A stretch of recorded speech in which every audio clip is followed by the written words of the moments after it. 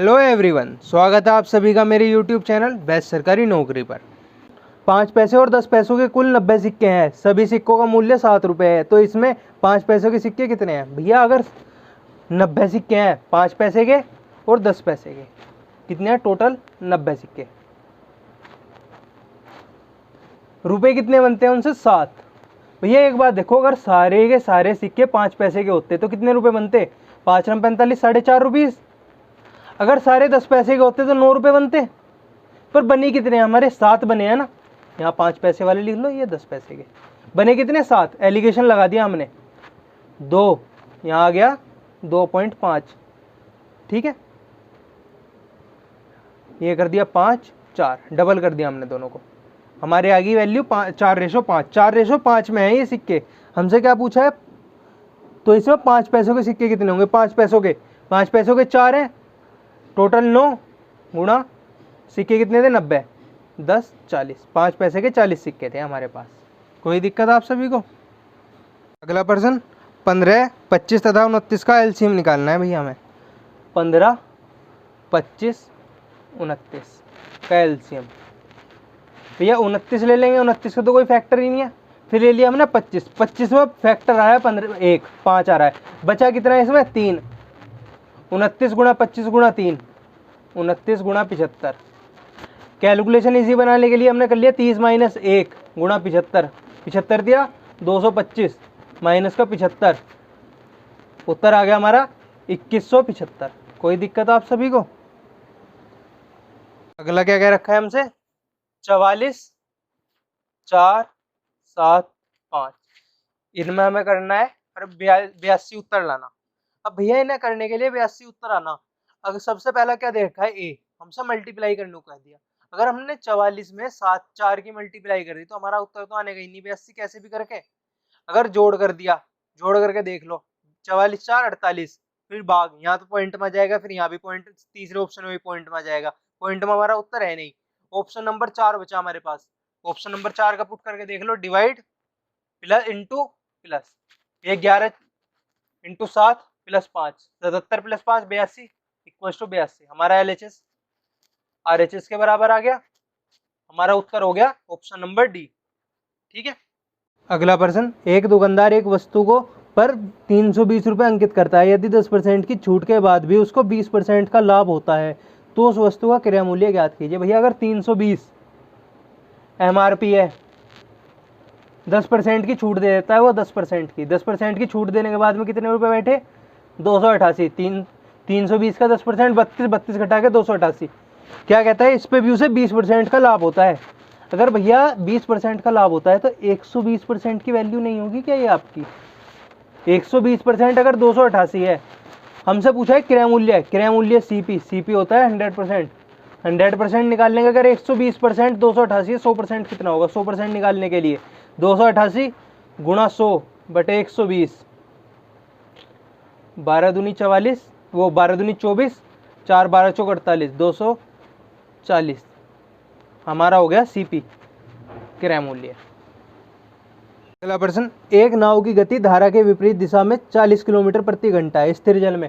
भैया स्टिल में उसकी 55, विपरीत में अपोजिट में 40।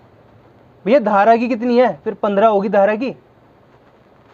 धारा की चाल 15 होगी। हमसे क्या पूछा है? नाव की गति धारा की दिशा में। भैया नाव की गति स्टिल में 55 है।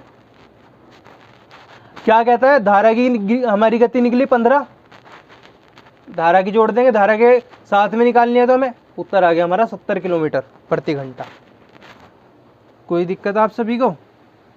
अगला प्रश्न, यदि P अपनी यात्रा का पहला आधा भाग 40 किलोमीटर प्रति घंटा से तथा शेष दूरी 50 किलोमीटर प्रति घंटा की गति से तय करता है तो उसकी कुल यात्रा की औसत की गति क्या होगी? भैया इस क्वेश्चन में सबसे ज़्यादा गलती करता है एक बच्चा। वो क्या कर देता है? कहना 40 कर दिया, 50 कर दिया, divide by 2, 45। Option number C answer tick लगा देता है, आ जाता है उसके सीधे घट के नंबर। ऐसे नहीं होता ये क्वेश्चन। इसको करने के लिए क्या है भैया? 40 किलोमीटर से कुछ दूरी तय करी उसने, 50 किलोमीटर से कुछ दूरी तय करी। ठीक है, टोटल दूरी कितनी तय कर ली उसने? 200। एलसीएम ले लिया। यहाँ यहाँ 5 पार्ट करें, यहाँ 4 पार्ट। निकालेंगे कैसे? 200 गुणा 2 अपॉन 5 प्लस 4, 400 किलोमीटर दूरी तय करी 9 घंटे में। 1 घंटे के आगे हमारी 44.44 किलोमीटर प्रति घंटा। बच्चे टिक करके आ जाते हैं 45, पर उत्तर है 44.44। समझे आप सभी? हाँ जी, क्या कह रखा है हमसे प्रश्न में? निम्नलिखित तालिका का अध्ययन करें और उस पर आधारित सवालों के जवाब दें। वर्ष 2014 में ईएमआई पर किया गया खर्च किराए पर किए गए खर्च के कितने प्रतिशत है? भैया ईएमआई पर खर्च करा उसने 7.4, अरे भैया इस पर करा 52, प्रतिशत निकाल लेंगे। 52 अपॉन 7.4 इंटू 100, ठीक है। नहीं, हमसे क्या पूछा गया? ईएमआई पर किया गया खर्च किराए पर किए गए खर्च के कितने प्रतिशत है? तो भैया ये होगा 7.4 गुणा 52 इंटू 100, इससे 0 खत्म, 26 37 370 बटे 26, 26 एकम 26, बचा हमारा 11,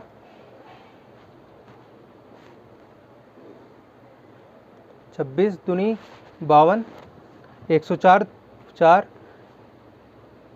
6 पॉइंट समथिंग, तो 23, ठीक है। अप्रोक्स में आ गया हमारा 14.23। हाँ जी, हमसे डीआई से सवाल पूछा गया है। निम्नलिखित तालिका का अध्ययन करें और उस पर आधारित सवालों के जवाब दें। भैया वर्ष 2014 में ईएमआई पर किया गया खर्च किराए के पर किए गए खर्च का कितना प्रतिशत है? भैया ईएमआई पर 7.4 करा 2004 में। हमसे पूछा गया है किराने पर खर्च करा गया 52 गुणा 100, पॉइंट हटा दिया, 0 को लगा दिया, 740 बटे 52, 26 370, 370 बटे 26 आ गया हमारा। सोल्व कर लेंगे, 26 एकम 26, बचा कितना 11, 26 चौका 104, 6 26 दूनी 52, 8 0, सम अप्रोक्स आ गया 14.23 हमारा आंसर। अगला प्रश्न, वार्षिक मनोरंजन पर औसतन कितना खर्चा है? भैया मनोरंजन पर सारे साल का निकाल देख लेंगे, औसत पूछिए हमसे, सबका ऐड कर लेंगे। 5 प्लस 6.5 प्लस 7.3 प्लस 7.9 प्लस 8.5, कितने वर्ष है ये? 5 बटे में 5 है, बटे में 5, सबको ऐड कर लेंगे। 5 6.5 8.5 7.3 7.9 को 8.5 6.5 14 15 20 20 और 7 7 14 और 1 15.2 35.2 बटे 5, बटे में आ गया 5। भैया हमें वैल्यू दे रखी थी 1000 में, 1000 से मल्टीप्लाई कर देंगे तो आ गया हमारा 35200 बटे 5, 5 सत्ते 5040, औसत आ गया हमारा 7040 का। कोई दिक्कत आप सभी को? प्रश्न हमसे क्या पूछता है? वर्ष 2012 में के लिए कुल घरेलू खर्चा कितना है? भैया घरेलू खर्चा पूछा है 2012 में। 2012 में सबका खर्चा ऐड कर लेंगे। किराने पर 46 था, किराए पर 14 था, मनोरंजन पर 7.3, ईएमआई पर 5.6, कार पर 17। ऐड कर लेंगे सबको, 46 14 60, 60 और 17 77 प्लस 7 5 12.9, ऐड कर लिया 89.9। डाटा हमें 1000 में दे रखा है, इंटू 1000 कर लेंगे 89900, हमारा आंसर आ गया 89900। ठीक है, ये एक पेपर कंप्लीट हुआ। आई होप आप सभी को समझ में आया होगा। अगली क्लास अगले नए पेपर के साथ में। ठीक है।